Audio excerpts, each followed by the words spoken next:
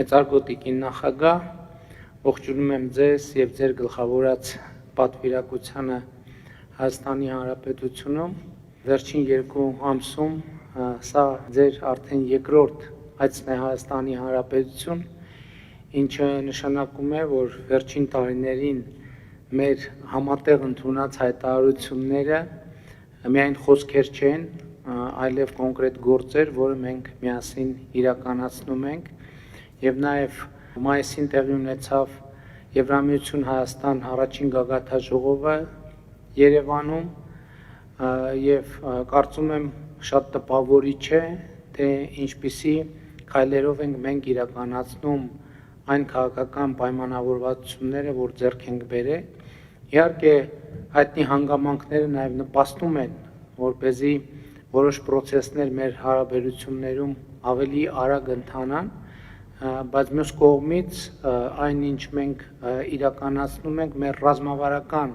ընկալումների արտահայտությունն է, որը մենք արձանագրել ենք նախորդ շրջանում մեր ունեցած արդեն թույլ տվեք ասել բազմաթիվ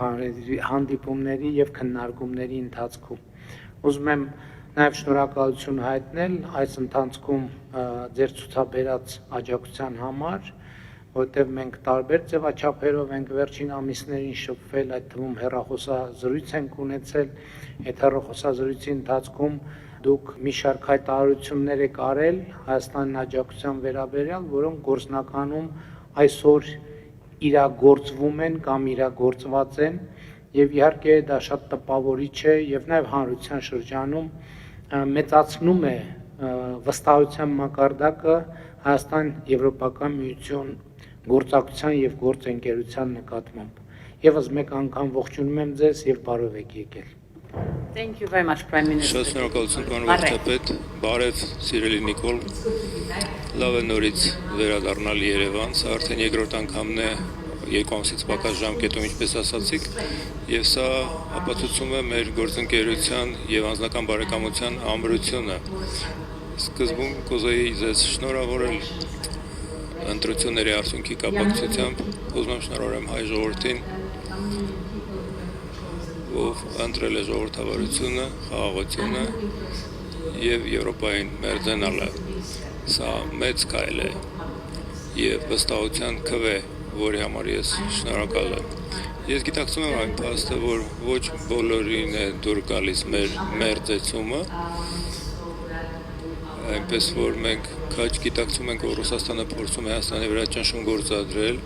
շատ չմոտենալու Եվրոպական միությանը, մենք դա թույլ չենք տա,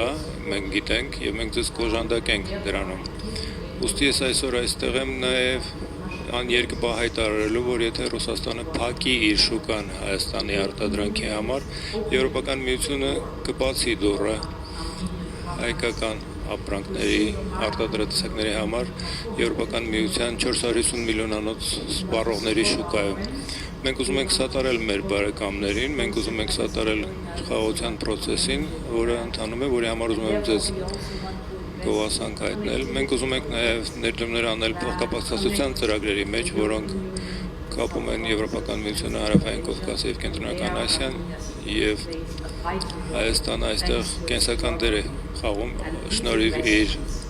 աշխարհագրական դիրքի։ Այս ներդրումները մենք այժմ 200 միլիոն եվրո ենք տրամադրել, որը մինչև 2 միլիարդ կարող ենք լծակավորել։ Սրանք կարող են փոխկապակցվածություն համար այս տարածաշրջանում և ուստի կայունության համար մեր գործընկերության և բարեկամության շատ շնորհակալություն։ Ես կանխաճաշակում եմ մեր այսօրվա հանդիպումը։